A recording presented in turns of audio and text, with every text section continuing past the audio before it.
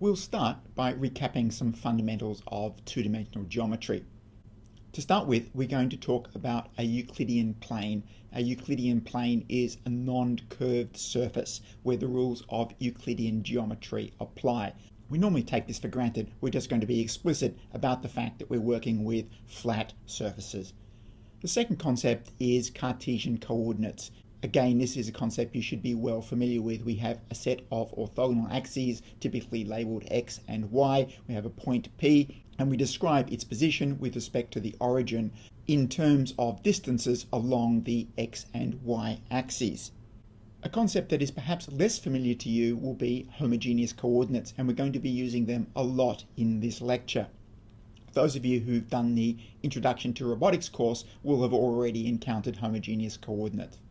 To represent a point in a two-dimensional Cartesian space, we describe it by a pair of numbers written as a tuple, x, y, and we say that this point lives in the space of two-dimensional real numbers, which we denote by the symbol r squared.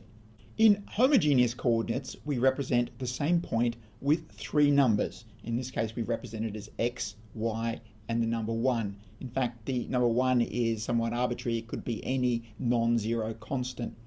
And we say now that this point belongs to the two-dimensional projective space, which we denote by the symbol p squared. So it's the same point, just two different ways to represent it. And the homogeneous representation, the representation in projective space, is going to be very, very handy to us in this lecture. Now, to convert from a homogeneous coordinate to a Cartesian coordinate, I'm going to start with the very general homogeneous coordinate denoted here as x tilde, y tilde, and z tilde. And to convert it to a Cartesian coordinate, what I do is take the first two numbers and divide by the third. So x and y Cartesian coordinates are given by x tilde on z tilde and y tilde on z tilde respectively. Now, a mathematician would say that in projective space, lines and points are duals. They have equivalent representations, and some very interesting and very useful things flow from this duality. We can write a line in homogeneous form, a little bit different to what we're used to, but we can write a line as three numbers, denoted here as L1, L2, and L3. Now imagine that I've got a point which moves along that line, so the line is really the set of all possible points that lie along it.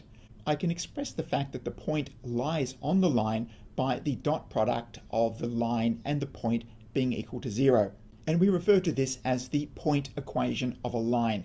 The line is defined in terms of all of the points that could possibly lie along it. Now I can expand that out, and we can see that that looks a little bit different to the conventional Cartesian representation of a line, but if we do the transformation from homogeneous coordinates to Cartesian coordinates, we can show that these two representations of the line are equivalent. An advantage of using the homogeneous form is that it's very, very easy to represent a line that is vertical, where in Cartesian coordinates, that means that the gradient of the line is equal to infinity. In homogeneous form, we treat that situation very, very simply and conveniently. We don't need to introduce any infinities. We also might be interested in how do we describe a line that joins 2 points. So here we have 2 points, and here's a line that passes through those 2 points.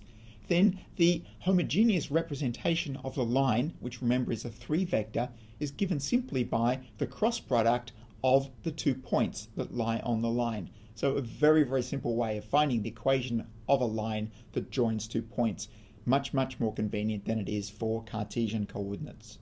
We might also be interested in the problem of the coordinate of the point at the intersection of 2 lines. So here we have 2 lines, and this is the intersection point, and the intersection point is given by the cross product of the 2 lines. We call this the line equation of a point. The point is defined in terms of 2 lines. So let's create a point. A horizontal coordinate of 100, vertical coordinate of 200, and points are represented as column vectors. So that's a row vector, what I've written just there, so I will transpose it, so it will display as a column vector. So this is a Euclidean or Cartesian coordinate for a point. Now we can convert the Euclidean coordinate into a homogeneous coordinate using the function e to h. And we can see that all it's done is appended a 1 to it. So now instead of a vector with 2 elements, it's now a column vector with 3 elements. The last element is a 1. Now we can convert a homogeneous coordinate back to a Euclidean coordinate by using the inverse function h to e for homogeneous to Euclidean, and I apply that to the answer from the last operation, and we see that it is back now to a vector with two elements. The result is the vector that we started with.